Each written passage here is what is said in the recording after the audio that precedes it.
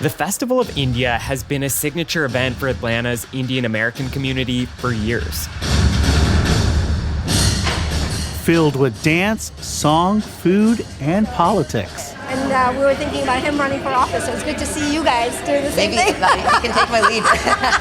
My hope is Indian Americans' participation in Georgia politics is growing. How will it shape the 2024 election, especially with Vice President Kamala Harris at the top of the ballot? Oh, absolutely. I think it will. Absolutely. It will make a huge difference.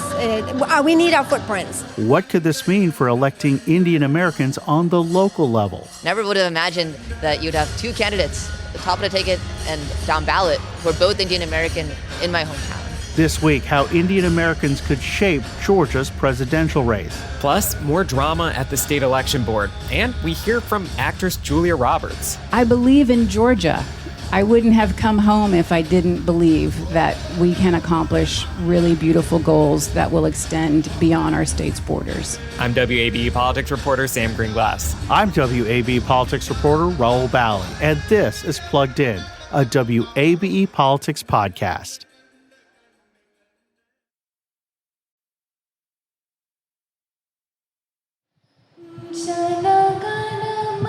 So, Sam, the Festival of India is just one of those staple events for the Indian American community. I've been going for years and years. This year, it was at Gas South Arena in Gwinnett County.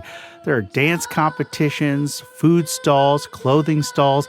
There was a chess tournament that my kids were playing in this year. And, of course, some political campaigning. What is your agenda? Our agenda, I want to make sure that we're investing in our education system. That's Ashwin Ramaswamy, a Democratic candidate for state Senate, talking to a voter just outside of the arena's main hall. He's a 25-year-old Indian American running in a district in the far northern suburbs of Atlanta. He's running against Republican State Senator Sean Still, who's facing criminal charges along with former President Donald Trump in Fulton County. He has pleaded not guilty. It's one of the closer legislative races this year. Ramaswamy has also been talking about his age, again, 25 years old. He says he would be the first Gen Z member of the state Senate. Ramaswamy believes South Asian voters, which include Indian Americans, can make a difference in his race and the presidential race in Georgia. In my district alone, there are more South Asian voters than the margin of victory in 2020. The margin of victory is like 11,000 votes, right? There's more than that many South Asian voters. So I think this is a demographic that has slowly been starting to understand and realize its power, realizing how important it is to vote and how, depending on who you vote for, that actually impacts outcomes and things people care about. It's also a community that I've seen with my race is especially crucial. My district is 30% AAPI and 15% South Asian. That's more than enough to really make the margin of victory in my election. Ramaswamy, who is wearing a golden traditional short-sleeved jacket, says the dynamics change with Vice President Kamala Harris moving to the top of the ballot. She's Indian American and Black. The polls have generally backed up a bump in support since she took over for President Biden. And Ramaswamy adds that since that's happened, donors have wanted to raise money for her as well. All right, so that's one candidate. Who else did you meet at the festival? So, Sam, let me now take you inside the main hall where Ramaswamy had his own stall with campaign material. And a few stalls down, I found another Indian American candidate, Narendra Reddy. He's a Republican candidate for a state House seat. I've actually known Narendra for years. He's been involved in Georgia Republican politics for decades. Look, for years, Democrats dominated in outreach to Indian American voters and getting out the vote. But as that group has grown, you've also seen a diversification in the community and of outreach. You've seen former President Trump reach out, Governor Brian Kemp, Lieutenant Governor Burt Jones, and Attorney General Chris Carr, who actually appeared at this year's Festival of India. As for his race, Reddy, very much like Ramaswamy, believes Indian Americans can make a big difference, but he doesn't believe that Harris will move the needle in the same way. So far, when I'm talking to people, they are not going to vote based on those situations. If at all they're going to vote based on the issues, if they have a confidence, who can resolve those issues. But this Indian American wife of J.D. Vance or Indian origin of Kamala Harris is not going to make any impact. And Sam, let me explain that last comment. Republican vice presidential nominee J.D. Vance's wife is Indian American. Reddy's opponent is Democratic State Representative Michelle Au, who has also been reaching out and targeting AAPI voters in her district. According to the Pew Research Center, 68% of Indian Americans are registered or identify with the Democratic Party, while 29% lean towards the Republican Party. Rahul, you grew up in Georgia's Indian American community yourself. You've seen this community and the politics in the state over many decades. Can you just describe the landscape over that time? Sure, Sam. Look, Indian Americans have been coming to Georgia in different waves. My family came in the late 80s to the Augusta area as part of this wave of engineers for places like the Savannah River site. Other waves have surrounded the technology sector, the IT sector, the fintech sector, and just general immigration coming to Georgia for industries like hotels. And you know what? There's even a number of Indian Americans who have come to Georgia for college and they just didn't leave. I remember being involved in my first Indian American political event in 2004, a debate among candidates in the DeKalb County-based 4th Congressional District. Actually, it was an event that I happened to meet my now wife. And, you know, through all of that time, you saw a very slow rise of Indian Americans being involved in politics. But then you literally had this population explosion and political explosion. According to the AANHPI Community Counts Dashboard, which uses census data, Georgia's Indian American population grew 67% from 2010 to 2020.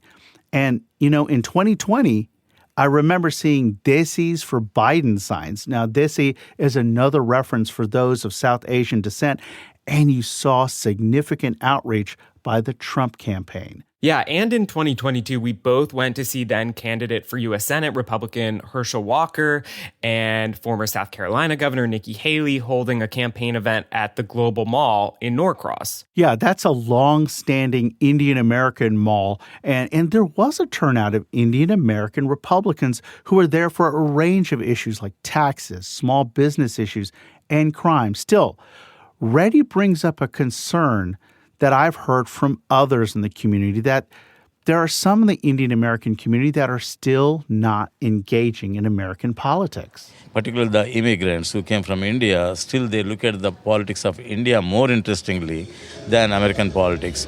When I get calls from people asking me to help them out in some issues, I ask them first thing is, who is your congressman? They have no clue. But they can tell you who is their MLA in India, everything else, and who is going to contest 5 years from now, all these things. But they don't have a state house. What is a state house? They have no idea. And one more additional point there, the Pew Research Center points out that 2/3 of Indian Americans are immigrants, while the rest are U.S. born. So there is still room in that shift, Sam. All right, I want you to introduce me to some of the voters, not just the candidates you met at this festival. So, Sam, let me take you back to the beginning of this segment. You heard Ashwin Ramaswamy talking to a voter. That voter was Jay Patel. She's a 40-year resident of Georgia, and she believes the shift from Biden to Harris will bring in more voters. With Harris in the ticket, it makes a huge difference. Does she engage more Asians? She does. She does, absolutely. Well, not just Asians, but I also as a woman, I think that's more important to me, women in power, because we need a voice. Sam, I think it's important what she said there.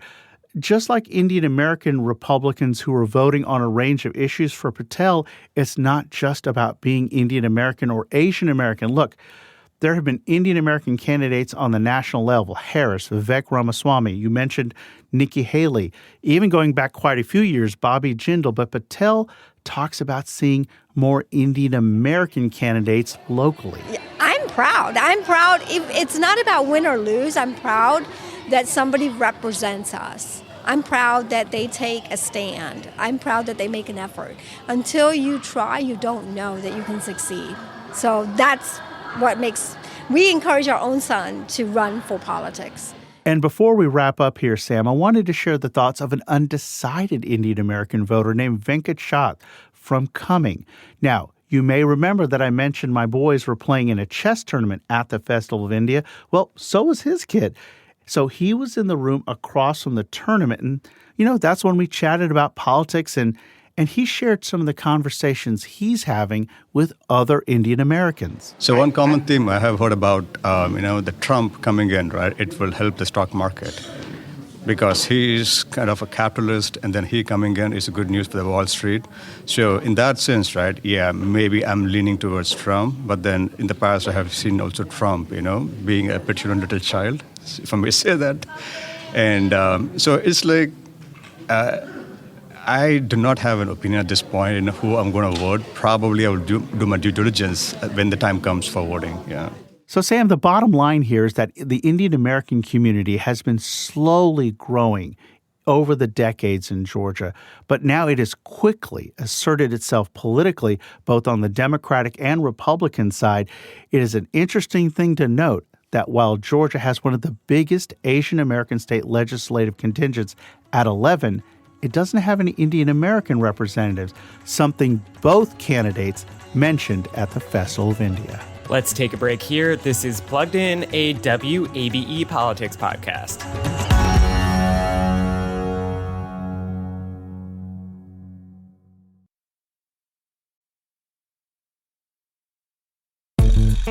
Welcome back to Plugged In, a WABE Politics Podcast. Well, Sam, another meeting of the State Election Board turned contentious on Tuesday, this time over an investigation into how mostly Democratic counties have handled mass voter challenges. Rahul, since 2021, a handful of individuals have challenged the eligibility of tens of thousands of voters in Georgia. Most of the challenges have been dismissed by local election boards for lacking probable cause, but many of the most prolific challengers have been pressing the state election board to intervene. Last month, the board initiated an investigation into 8 mostly heavily Democratic counties, and they assigned State Election Board Executive Director Mike Cohn to lead it. Cohn this week told the board he didn't know much about voter challenges before he began this investigation, but he says he found that local boards are making it, quote, near impossible for challenges to be heard. The challengers, by and large, I'm going to tell you this is what I found, have way more sophisticated technology than our elections departments have, Secretary of State, or anybody else. Our elections guys were saying, no, we're not going to honor that. It doesn't fit our little box. Well, guess what? We need to start thinking outside the box. Cohn is referring there to programs like Eagle Eye, a tool developed by conservative activists specifically for doing these voter challenges. But election officials say the data from these programs is actually less reliable than the government databases they use to maintain voter rolls regularly. Daniel White is the attorney for the Cobb County Board of Elections. Every single policy that was adopted by Cobb County is based on the express language of Georgia law, federal law, or case law. And Mr. Cohn didn't ask me about it. He didn't ask the board about it. He had a 20-minute conversation with our director and then came here today to give a narrative that apparently this board wants to set out into the public. The state election board is likely to ask the legislature now to strengthen legislation around voter challenges to make these challenges more likely to be heard and to be sustained. This comes as the Trump-backed majority on the state election board has come under fire in recent months for approving a slew of last-minute rule changes, sometimes crafted with input from activists who have vocally called into question the integrity of Georgia's election results. And Sam, you also heard from Secretary of State Brad Raffensperger this week, who said voting is set to begin as planned across the state, despite the disruption and damage from Hurricane Helene. In Glasscock County, the election director processed registrations using internet at the sheriff's office. In Jenkins County, Helene blew out election office windows. They're now patched with plywood. And in Jefferson County, the elections office is still closed, so the registrar set up a sign-up table outside another county office. Secretary of State Brad Raffensperger. What has been on everyone's mind is what will happen to elections. Good news, absentee ballots are going out this week as scheduled, and early voting will start next Tuesday on October 15th. 3 counties do need to relocate at least one polling place, and the state will likely need a vendor like UPS to deliver some absentee ballots in places where USPS is out of service. But there has been so much misinformation about the hurricane response too. I asked Gabe Sterling with the Secretary of State's office what that might tell us about the climate around election misinformation headed into the presidential election. Look, Sam, it's kind of like the old commercial, we're soaking in it. I mean, it's just sort of always there. Our main goal is to be transparent, be honest, and follow the law and follow the Constitution to make sure that every voter that wants to cast a vote can cast it the way they want to. So that's all we can do. We cannot compete against every bit of misinformation, disinformation, but we're trying to do that with press conferences like this today. Sam, it's interesting that you would mention election misinformation. Look, when it comes to hurricane misinformation, that's come from Republican politicians like Marjorie Taylor Greene, who falsely said, quote, they are controlling the weather, and former President Trump, who falsely stated the Biden administration was missing in action. Now, last week, I spent the day with Trump and Governor Brian Kemp outside of Augusta as they were briefed on Helene recovery efforts in Columbia County. Now, this event was notable as the two have not appeared together publicly in years after feuding over COVID response and what Trump believes Kemp should have done to overturn Georgia's 2020 presidential election results. It had frankly been quiet until Trump's rally at Georgia State University when he relit their fight. He also took aim at First Lady Marty Kemp. Governor Kemp fired back, and then, almost as quickly, Governor Kemp and Trump called a truce. That brings us to last Friday when the two appeared together. The briefing was being put on by emergency management leaders in Columbia County. Trump shook hands with Kemp and complimented him. Here is Kemp speaking after the briefing during a joint press conference. It is my honor, and I want to thank President Trump for coming back to our state again for the second time to view storm damage and keep a national focus on our state as we recover. I hope you'll welcome the 45th President of the United States, Donald Trump. Mr. President. The two shook hands again, and then Trump spoke. Well, Brian, thank you very much. Your governor is doing a fantastic job, I will tell you that, and we're all with him and with everybody. We've just met. So what stood out to you from witnessing all this up close? So first, this wasn't done at a campaign rally, but rather a more neutral visit for hurricane response. Politically, a really good move because it's not like Kemp would suddenly be welcomed at a Trump rally by the former president's most ardent supporters, yet both sides got what they needed, that imagery of them together and shaking hands. Second, First Lady Marty Kemp was not there. She very rarely is not by the side of the governor. Back in August, as I mentioned, Trump aimed some of his anger at Marty Kemp. It was hard not to notice her absence. We talk about the relationship between Kemp and Trump. It'll be interesting to look at how Kemp deploys his political machine to help Trump, or if he keeps it focused on winning competitive state legislative races in Georgia. Kemp has just announced a few Get Out the Vote events coming up that aren't expressly connected to the Trump campaign. So I'm looking forward to attending those and seeing what they sound like. Get Out the Vote is a big deal this time of year. And Sam, you went to a Get Out the Vote event in an interesting place given the topic and the headliner. We're getting pretty close to early voting beginning, and so these efforts are really starting to ramp up. And I think a pretty good signal of this stage in the race is when you've got A-list celebrities like Julia Roberts on the campaign trail. Roberts is a Smyrna native whose parents actually had close connections with the King family here in Atlanta. This event for Harris Walls was in Cherokee County at the gazebo in Canton. As people gathered on the town green, a woman played the violin.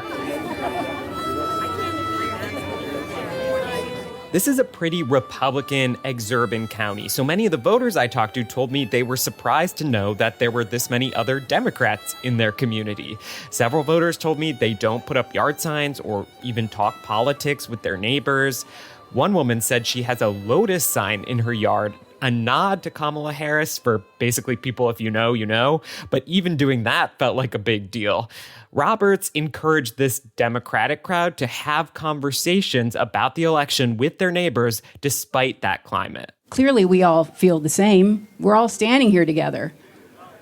It's all the people that live down the street or across the street or next door or sit in the pew in front of you at church. Talk to each other. Maybe they don't understand things quite the way you do. Bring them into a conversation. Make sure they're registered to vote, even if they're not voting for the person you think they should vote for. You know, Cherokee County went 69% for Trump in 2020. You know, that margin for Republicans is getting smaller and smaller over the years. But really, what's the aim of an event like this? Is it persuasion or turnout? Donna Stott is a real estate agent in Cherokee County, and she says some of this is demographic change. You know, Cherokee County is growing, whether it's people moving up from Atlanta or even from out of state. But Stott is also a volunteer with the local Democratic Party, and she acknowledges the goal here is not really about changing hearts and minds. It's not about turning anybody's mind.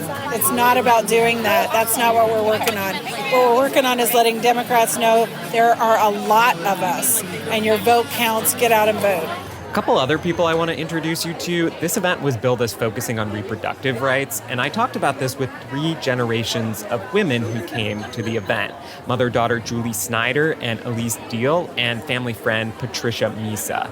This is Misa, who has gray hair and blue-framed glasses, and she says she remembers protesting for abortion rights before Roe v. Wade. We're of a generation where abortion was not legal. So I can tell you personally, I took 2 friends for backstreet abortions. And nobody knew.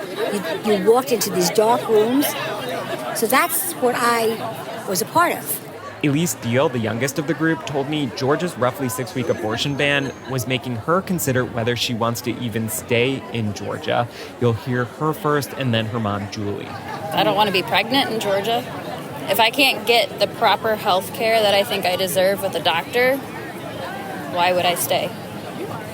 Is this something you've been actively, thinking about in terms of your future 5, 10, 15 years down the line? Mm-hmm. Yeah, ever since the law was enacted for 6 weeks.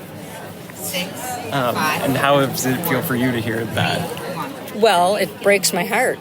Last voice, Rahul, Brenda Pinnick. She's a plein air painter who had her easel set up near the event. I got here early because I wanted to get in the background and set the stage, and then waited for the people to come in, and as they started filtering in, I just started adding and layering all the different people and shapes and colors, and I'm here really to document this event for my granddaughter, who is 13 years old, and I want her to know that I was supportive of our very first woman president. So, Rahul, there you have it. A little postcard from the campaign trail with about a month to go in this election. In the coming weeks, we will bring you on the trail with the Trump campaign and talk with more voters in more communities ahead of this very critical election. And that's all the time we have for this edition of Plugged In, a WABE Politics podcast. Please leave us a rating if you've not already. Our producer is Brendan Rivers, and our managing editor is Alex Helmick. You can get more Georgia politics at wabe.org/election2024. We'll talk to you all next week.